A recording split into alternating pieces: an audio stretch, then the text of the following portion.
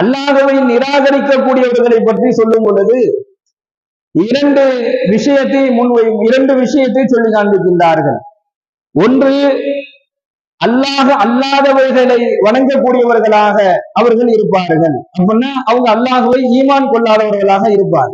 அவங்களிடத்துல ஈமான் இருக்காது. அல்லாஹ் ஒருவன் என்று சொல்லக்கூடிய அந்த ஈமான் இருக்காது. இவங்க அல்லாஹுவை முற்றிலுமாக நேரடியாகவே அல்லாஹுவை நிராகரிக்கக்கூடிய கூட்டத்தார்கள். இரண்டாவது வகை என்ன அப்படின்னு சொன்னா, பெரும் பாவங்களை சாதாரணமாக செய்து கொண்டிருப்பார்கள். பெரும் பாவங்களை அவர் அல்லாஹுவை ஈமான் கொண்டிருப்பாரு, அல்லாஹ்வினுடைய தூதரை, அல்லாஹ்வினுடைய வேதங்களை எல்லாம் ஈமான் கொண்டிருப்பாரு, முஸ்லிமாக இருப்பாரு. ஆனா பெரும் பாவங்களை சாதாரணமாக செய்து கொண்டிருப்பார்.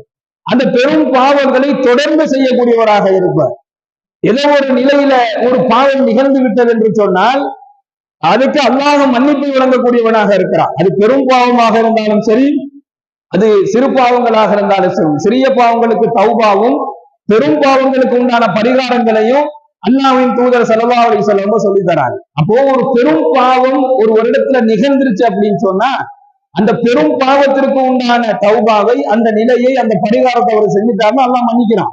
ஆனா ஸல்லல்லாஹு அலைஹி வஸல்லம் சொல்றாங்க, அல்லாஹ்வை நிராகரிக்கக்கூடியவர்கள்ல பெரும் பாவங்களை தொடர்ந்து செய்யக்கூடியவர், அந்த பெரும் பாவத்தை சாதாரணமாக அவர் செய்து ஒருவர் செய்கிறார் அப்படின்னு சொன்னா இவரும் அல்லாஹ்வை நிராகரிக்கக்கூடியவர் தான். அவர் முஸ்லிமாக இருந்தாலும் அல்லாஹ்வை ஈமான் கொண்டிருந்தாலும் அவர் அல்லாஹ்வை நிராகரிக்கக்கூடியவர் தான்.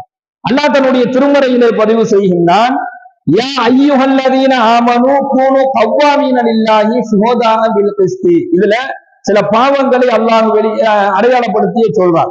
ஈமான் கொண்டவர்களே, நீங்கள் உங்களிடத்திலையும் மற்றவர்களிடத்திலையும், முதல்ல நீங்களும் உங்களை சார்ந்தவர்களிடத்திலையும் நியாயத்தை நீங்கள் நிலைநாட்டுவதற்காக வேண்டி உறுதியான சாட்சி கொண்டவர்களாக நீங்கள் இருந்து கொள்ளுங்கள் என்பதாக அல்லாஹ் சொல்றான். ஸல்லல்லாஹு அலைஹி வஸல்லம் சொல்றாங்க, நீங்க நியாயமான விஷயத்திற்கு சாட்சியாளராக இருக்கும், பொய்யான விஷயத்திற்கு எந்த நிலையிலையுமே நீங்க சாட்சியாளராக இருக்கக்கூடாது. ஒரு பொய்யான விஷயத்தை அதை உண்மைப்படுத்துவதற்காக வேண்டி அவர் நம்மள்ட்ட கேட்கக்கூடியவர் எவ்வளவு பெரிய நெருக்கமானவராக இருந்தாலும் சரி, அவர் இரத்த உறவாக இருக்கட்டும் அல்லது சொந்த பந்த உறவாக இருக்கட்டும், அவர் நமக்கு ரொம்ப வேண்டப்பட்டவராக இருக்கட்டும், யார் வேணாலும் இருக்கட்டும். ஆனா ஒரு பொய்யான விஷயத்திற்காக வேண்டி உங்களை அவர் சாட்சிக்கு அழைத்தால் நீங்க போகக்கூடாது. உண்மையான விஷயத்துக்கு தான் சாட்சிக்கு இருக்கணும். அதைத்தான் அல்லாஹ் சொல்றான், யா அய்யுஹல்லதீன ஆமனூ கூனூ கவ்வாமீன லில்லாஹி ஷுஹதாஅ